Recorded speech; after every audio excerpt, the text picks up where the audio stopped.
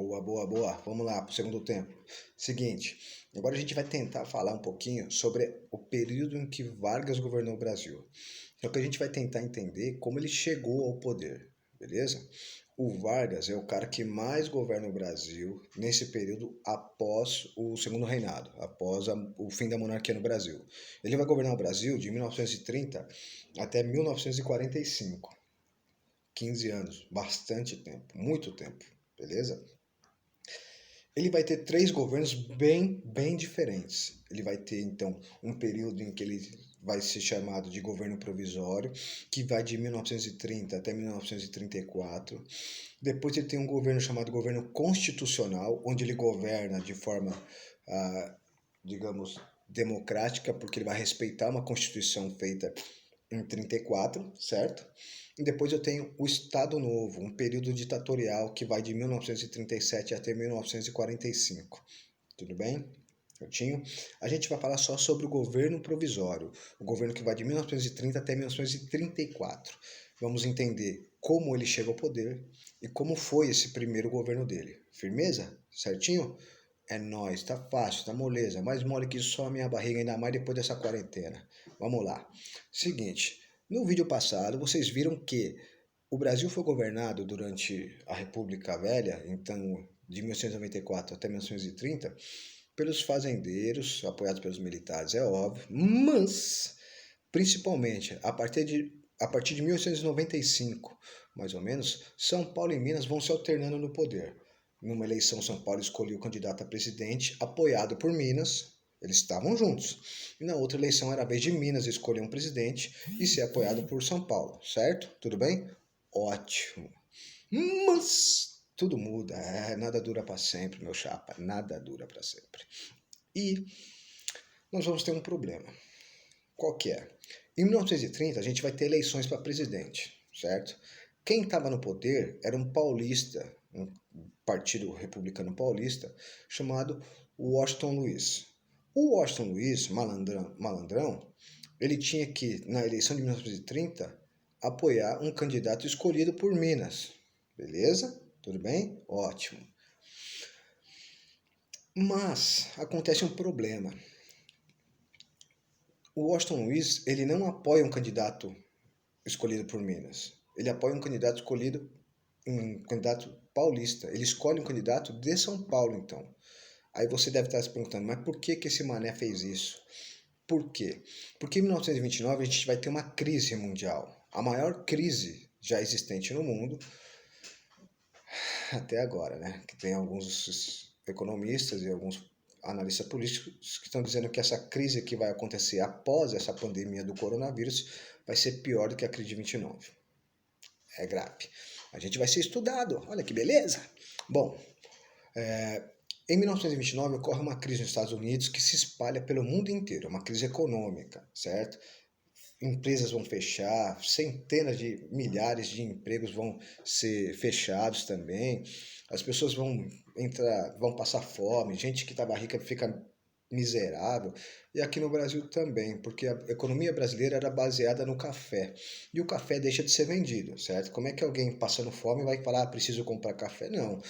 O café não é um elemento de primeira necessidade, então ele vai ser deixado de lado num primeiro momento da crise. E o Brasil vai entrar em crise.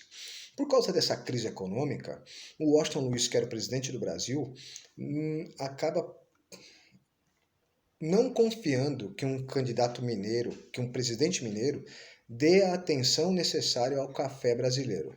Então, ele indica outro paulista, já que São Paulo era o maior produtor de café, Washington Luiz deve ter pensado somente um paulista para conseguir, com essa crise, prestar atenção nas vontades dos cafeicultores, certo? E aí ele indica um candidato paulista, sendo que era a vez de indicar um mineiro. Putz. Aí Minas fica mordido, fala, nossa, olha que crocodilagem, escolheu outro candidato? Tá certo. Os mineiros, então, se sentem traídos e vão apoiar um outro candidato, certo?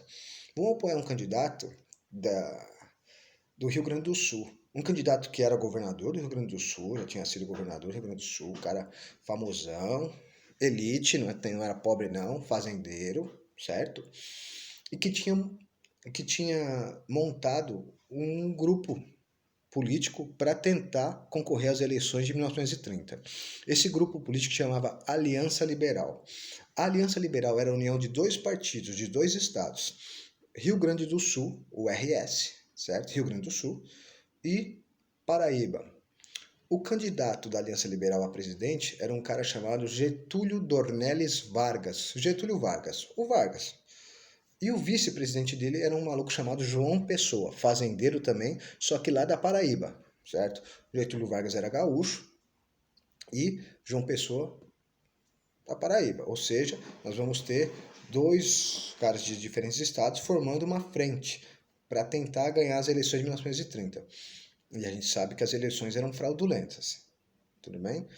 Minas, quando vê que São Paulo crocodilou, que não seguiu a ordem de indicar um candidato mineiro, resolve então apoiar a Aliança Liberal.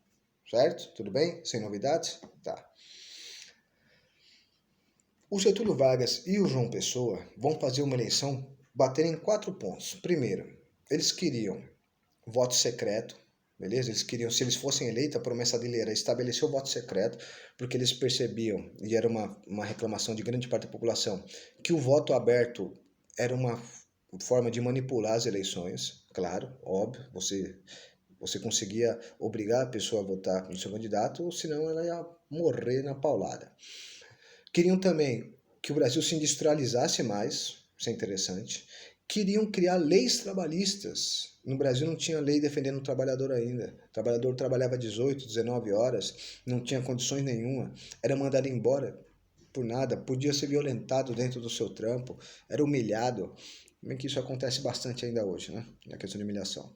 E, além disso, ele também ofereceu perdão a alguns militares que se revoltaram numa revoltinha aí que teve, famosa revolta da Armada, uma revolta famosa, revolta da Armada, que esses militares tinham sido presos, estavam sendo julgados, e ele queria perdoar os caras, certo?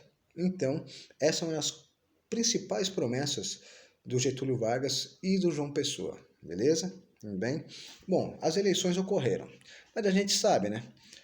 Fraude para todo lado. As eleições de 1930 foram caracterizadas por fraudes, como todas as outras, mas principalmente porque ganhou quem fraudou mais.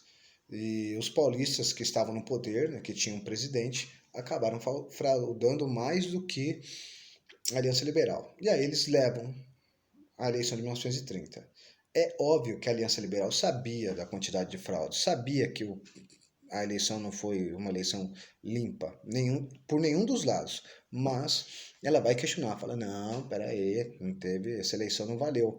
Eles vão questionar mesmo, beleza? Então você está achando que só hoje tem esse questionamento? Não. Alguns grupos, principalmente os grupos ligados aos militares mais jovens, querem anular a eleição. Não querem que essa eleição valha, certo? E aí estava numa briga de processo para anular, e aí acontece um probleminha sério. Lembra do João Pessoa, que era o vice do Getúlio Vargas, na chapa da Aliança Liberal? Ele estava lá na Paraíba, tomando uma canjibrina, e ele foi assassinado. Mas ele foi assassinado por motivos locais. Ele tinha lá alguns problemas com algumas pessoas, e um dos seus adversários políticos, numa discussão lá, que ele teve com o João Pessoa, jurou o João Pessoa, e o João Pessoa foi assassinado por esse cara. Bom, quando o João Pessoa foi assassinado, é óbvio que a Aliança Liberal, liderada por Getúlio Vargas, olha para aquele assassinato, lamenta, mas vem aquela, fala, opa, eu posso usar essa morte politicamente. E é isso que vai ser usado. Como? Como que eu posso usar isso politicamente? Exatamente. Boa. É nisso aí que você pensou. Mano, a Aliança Liberal vai falar o quê? Que os paulistas mandaram matar o João Pessoa. Beleza? Com isso, começa o movimento de Vargas mais alguns militares para tentar, digamos, trocar o governo. O Vargas então se organiza, tem contato para ele subir até o Rio de Janeiro, sair lá do Rio Grande do Sul, chegar no Rio de Janeiro para tomar o poder do Washington Luiz. Mas antes dele chegar, o Washington Luiz é deposto. Um grupo de militares tira o Washington Luiz do poder, beleza? O Washington Luiz ele não vai mais governar e durante um tempo o poder é dado nas mãos de Vargas. O Vargas chega no Rio de Janeiro, o Washington Luiz já tinha ido, ou seja, o Washington Luiz ele sofre um golpe militar, um golpe político, beleza? O Vargas vai governar, mas ele entra falando, ó, eu governo até as próximas eleições. Então ele entra com uma promessa clara. Ele precisa fazer novas eleições. E para fazer novas eleições, ele precisa de uma constituição. É isso que ele vai fazer. Esse é o início do governo provisório de Vargas, beleza? Ele entra no lugar do Washington Luiz, sem ter sido eleito teoricamente, beleza? Através de um golpe militar. Esse golpe militar, esse golpe político que coloca Vargas no poder recebe um nome. Na historiografia é chamada de Revolução de 1930, certo? Então, revolução é uma mudança brusca, abrupta, feita por parte da população. Mas aqui a gente viu que foi uma tentativa, uma coisa liderada pelos militares. Ou seja, a população mesmo está um pouquinho de fora desse processo. Mas firmeza, vamos seguir a rima. O Vargas então começa a governar provisoriamente, certo? E nessa tentativa de governo provisório, o Vargas vai precisar fazer uma nova Constituição e novas eleições. Só que esse governo provisório do Vargas vai durar 4 anos, beleza? Durante esses 4 anos ele vai ter alguns problemas, não foi um governo muito fácil não. Ele entra tentando se fortalecer e para isso ele vai afastar todo mundo que não é seu parceiro. Ele chega em 1930, pega os governadores dos estados, tira os que eles não gostam, quer dizer, todos, e ele coloca gente da sua confiança, beleza? Inclusive coloca aqui em São Paulo um camarada dele que é de Pernambuco, um pernambucano. Então ele coloca para governar o estado de São Paulo um pernambucano. Isso vai ser uma das coisas que os paulistas vão usar para questionar Vargas, porque os paulistas querem um paulista governando São Paulo. Bom, os paulistas então se organizam. Eles não vão aceitar essa saída. O Washington Luiz era um paulista que saiu do poder e ele não vai aceitar essa saída tranquilamente, beleza? Então, eles organizam uma frente política que se chama Frente Única Paulista, a FUP, tá? Essa Frente Única Paulista vai fazer várias passeatas nas ruas, pedindo a saída de Vargas, pedindo uma Constituição. Eles queriam uma Constituição. Por quê também? Porque com Constituição ia ter eleição, e com eleição eles poderiam ganhar, beleza? Então, eles começam a pressionar o governo de Vargas para fazer uma Constituição, porque essa foi a promessa de Vargas, entrar, fazer uma Constituição e novas eleições. E 2 anos depois que Vargas tinha entrado, essa Constituição, essa eleição, nada. Não tinha nem montado o grupo ainda. Então, os paulistas começam a pressionar, tem que fazer eleição, tem que fazer eleição. E numa dessas manifestações dos paulistas nas ruas, lá em São Paulo, na cidade de São Paulo, 4 estudantes são mortos pela polícia, certo? Os paulistas queriam Constituição, queriam uma eleição. E numa dessas movimentações, nessas manifestações de rua, 4 estudantes são mortos. Martins, Miragaia, Drauzio e Camargo. Martins M, Miragaia M, Drauzio D, Camargo C, MMDC, certo? Esses 4 estudantes mortos vão ser usados como heróis contra o governo Vargas, certo? Como brigadores, lutadores a favor da Constituição. Então essas mortes desses 4 estudantes inflama, incendeia ainda mais o movimento em São Paulo, e aí São Paulo vai declarar guerra ao resto do Brasil. A gente vai ter uma guerra, a gente vai ter um conflito dentro de São Paulo, que se chama Revolução Constitucionalista de 1932. Essa Revolução Constitucionalista de 1932 foi uma revolução, uma guerra, um movimento que os paulistas queriam uma Constituição e queriam uma nova eleição, e Vargas fora do poder. Depois, alguns grupos queriam a separação de São Paulo do resto do Brasil, mas era minoria. É óbvio que você vai ter um estado lutando contra o país inteiro. São Paulo não aguenta. São Paulo acaba tomando um couro, beleza? Mas ela perde a guerra, mas ganha a ideia. Por quê? Logo que acaba essa guerra, onde São Paulo perdeu e foi obrigado a se render, Vargas começa a organizar um grupo que vai fazer uma nova Constituição. Essa Constituição vai ser chamada Constituição de 1934. E essa Constituição, feita durante o governo Vargas, vai ser interessantíssima porque ela traz novas coisas, ela traz um monte de novidades. Primeira coisa, o voto passa a ser secreto. E as mulheres, pela primeira vez, vão poder votar, só que não são todas. Somente as mulheres solteiras e que têm um trabalho remunerado, beleza? Que ganham alguma coisa. E as casadas? As casadas só votam se tiver autorização do marido. Então a gente ainda tem um machismo aí prevalecendo. Cria também dois novos órgãos de julgamento das leis. Justiça eleitoral e a justiça trabalhista. Começa a falar de leis trabalhistas, cara. Interessantíssimo. Vargas ganha os trabalhadores com essas leis trabalhistas, beleza? Depois, a gente vai ter a instituição pela primeira vez de um ensino primário gratuito, quer dizer, primeira a quarta série, todo cidadão brasileiro tem direito, beleza? E não paga. Interessante, ótimo.